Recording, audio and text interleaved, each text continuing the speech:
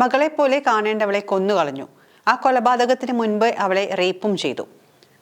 അയാളും ഒരു അച്ഛനാണ്.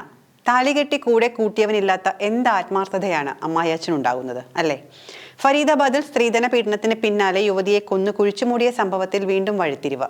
യുവതിയെ കഴുത്ത് ഞെരിച്ച് കൊലപ്പെടുത്തിയതിനു മുൻപ് ഭർതൃപിതാവ് ലൈംഗിക പീഡനത്തിന് ഇരയാക്കിയതായാണ് കണ്ടെത്തിയിരിക്കുന്നത്. കേസിൽ ഭർത്താവും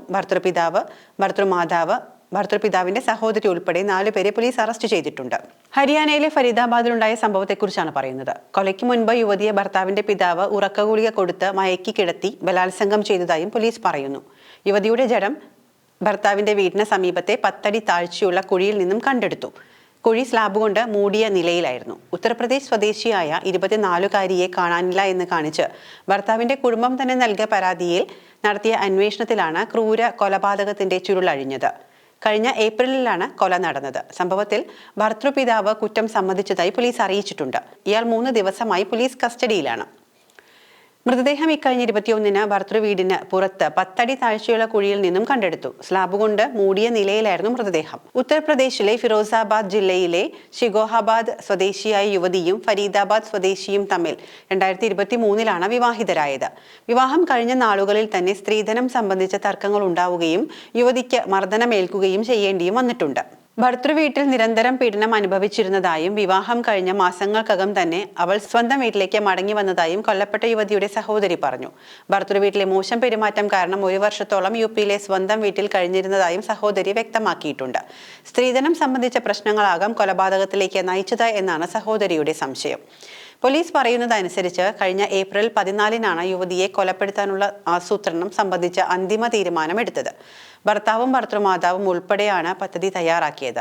സംഭവ ദിവസം സ്ഥലത്തില്ലായിരുന്നു എന്ന വിധത്തിൽ തെളിവ് നശിപ്പിക്കാൻ ഉദ്ദേശിച്ച് ഭർതൃമാതാവിനെ ഉത്തർപ്രദേശിലെ ഒരു വിവാഹത്തിൽ പങ്കെടുക്കാൻ പറഞ്ഞയച്ചു.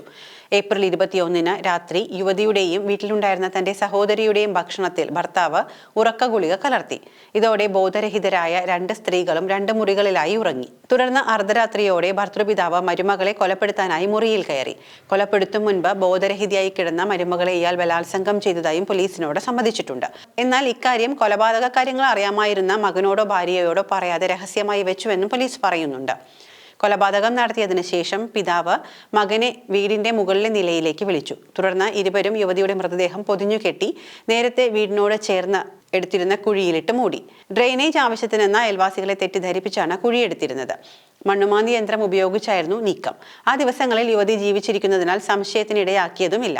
മരുമകളെ കുഴിയിൽ അടക്കിയ ശേഷം കല്ലും മണ്ണും ഇട്ട് കുഴി മൂടി. തുടർന്ന് ദിവസങ്ങൾ കഴിഞ്ഞ് മുകളിൽ ഒരു കോൺക്രീറ്റ് സ്ലാബും പണിതു.